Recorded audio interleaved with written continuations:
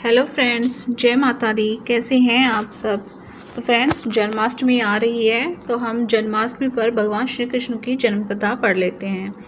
भाद्रपद कृष्ण अष्टमी को श्री कृष्ण जन्माष्टमी कहते हैं क्योंकि यह दिन भगवान श्री कृष्ण का जन्म दिवस माना जाता है।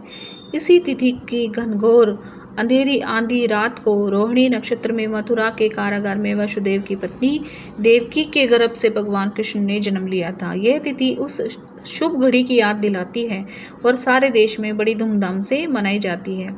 जन्माष्टमी के दिन भगवान कृष्ण की जन्म संबंधी कथा भी सुनते और सुनाते हैं, जो इस प्रकार है। द्वापर युग में भोजवंशी राजा उग्रसेन मथुरा में राजा करता था। उसके आततायी पुत्र कंस ने उसे गद्दी से उतार दिया और स्वयं मथुरा का राजा बन बैठा। कंस की एक बहन देवकी थी, जिसका विवाह वसुदेव नामक यदुवंश सरदार से हुआ था। एक समय कंस अपनी बहन देवकी को उसके ससुराल पहुंचाने जा रहा था। रास्ते में आकाशवाणी हुई, हे कंस, जिस देवकी को तुम बड़े प्रेम से ले जा रहा है उसी में तेरा काल बसता है।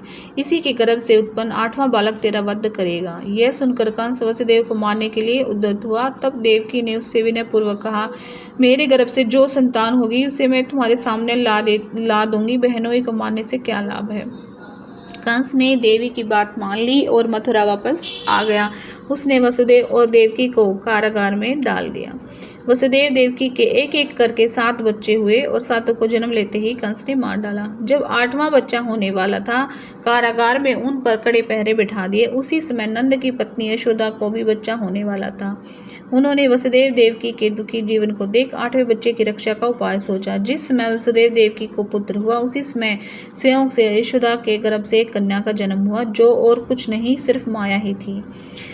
जिस कोठरी में देवकी वसुदेव कैद थे, उसमें अचानक प्रकाश हुआ और उसके सामने शंख चक्र गदा पद्म धारण किए चतुर्भुज भगवान प्रकट हुए।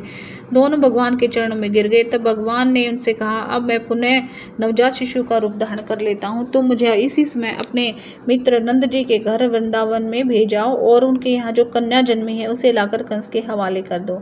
इस समय वातावरण अनुकूल नहीं है, फिर भी तुम चिंता मत करो। जागते हुए पहरेदार सो जाएंगे, कारागार के फाटक अपने आप खुल जाएंगे और उफनती अथाह यमुना तुमको पार जाने का मार्ग देगी। उसी समय वसुदेव नवजात शिशु रूप श्री कृष्ण को सूप में रखकर कारागार से निकल पड़े और अथाह यमुना को पार कर नंद जी के घर पहुंचे। वहां उन्होंने नवजात शिशु को यशोदा के साथ सुला दिया और कन्या को लेकर मथुरा आ गए। कारागार के फाटक पूर्ववत बंद हो गए। अब कंस को सूचना मिली कि वसुदेव देवकी को बच्चा पैदा हुआ है। उसने बंदी गृह में जाकर देवकी के हाथ से नवजात कन्या को छीनकर पृथ्वी पर पटक देना चाहा, परंतु वह कन्या आकाश में उड़ गई और वहां से कहा, अरे मूर्ख, मुझे मारने से क्या होगा। तुझे मारने वाला तो वृंदावन में जा पहुंचा है। वह जल्द ही तुझे तेरे पापों का दंड देगा। तो ये थी श्री कृष्ण भगवान के जन्म की कथा। आप सभी को जन्माष्टमी की हार्दिक शुभकामनाएं। बोलो जय श्री कृष्ण, जय माता।